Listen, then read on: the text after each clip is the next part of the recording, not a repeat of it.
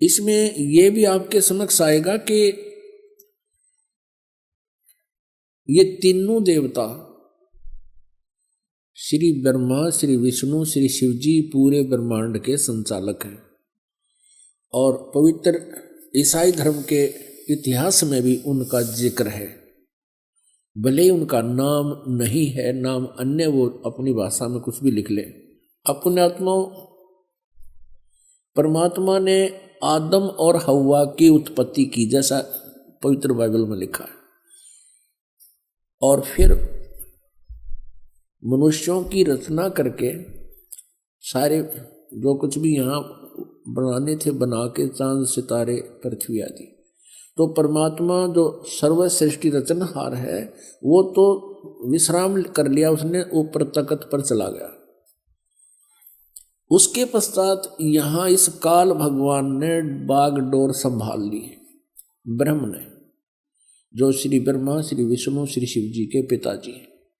तो इसमें ये प्रमाण दिखाते हैं कि क्या लिखा है कि आदम और हव्वा, आदम व्यक्ति का नाम है और हव्वा उसकी पत्नी है। उन दोनों को इस काल ने अपने पुत्र ब्रह्मा जी को संभाल दिया। अब आगे दिखाते हैं, ये भी दिखाते हैं कि ये तीन हैं जो इनको कंट्रोल करते हैं। किसको? ईसाई धर्म को। ये देखिए, वो तीन हैं, तीन का भी प्रमाण आपको देते हैं। ये देखिएगा, ये है 24 पृष्ठ और वही उत्पत्ति यानी जेनेसिस 17-18। तीन अतिथि।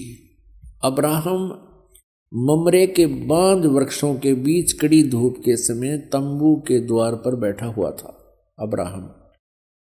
तब योहा ने उसे दर्शन दिया।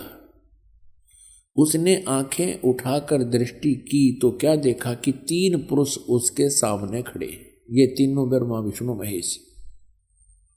जब उसने उन्हें देखा तब उनसे भेंट करने के लिए तंबू के द्वार से दौड़ा और भूमि पर गिरकर दंडवत की और कहने लगा, हे प्रभु, यदि मुझ पर तेरी अनुग्रह दृष्टि है तो मैं विनती करता हूँ, अपने दास के पास से चले न जाना।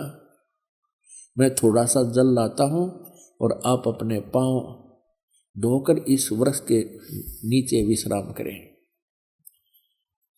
फिर मैं एक टुकड़ा रोटी ले आऊं और उसे आप अपने अपने जीव को तृप्त करें, तब उसके पश्चात आगे बढ़ें, क्योंकि आप अपने दास के पास इसलिए पधारे हैं। उन्होंने कहा, जैसा तू कहता है वैसा कर। अब देखो पुण्यात्मा, इस पवित्र बाइबल ने यह सिद्ध कर दिया कि परमात्मा मनुष्य सदृश है, वो साकार है, मनुष्य जैसा है, क्योंकि उसने मनुष्यों की सृष्टि अपने स्वरूप के अनुसार की। दूसरा कंसेप्ट ये क्लियर कर दिया कि 7वें दिन तख्त पर जा बैठा, उसने विश्राम किया। उसके बाद इस काल के हाथ में बागडोर आ गई, ब्रह्म के हाथ में,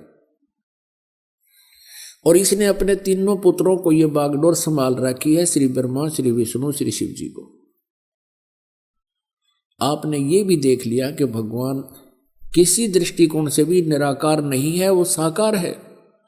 पूर्ण परमात्मा भी साकार है जिसने सारे ब्रह्मांडों की रचना की, और आगे ये देवता भी साकार है जो वाटिका में घूम रहा है, उनसे बातें कर रहा है, उन आदम और हव्वा के कपड़े सिलवा रहा है।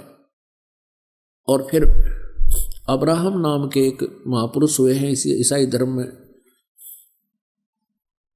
ईसा जी से पूर्व की बातें हैं, आदम जी के बाद की बातें। तो उसने देखा कि 3 भगवान खड़े सामने, उनको दंडवत प्रणाम किया। तो परमात्मा निराकार कहाँ से रहा? ये कहाँ से लाई ये सिद्धांत? ये था लोकवेद। लोकवेद वो होता है जो दंत कथा होती है, जो सदग्रंथों के विपरीत होता है, उसको लोकवेद कहते हैं।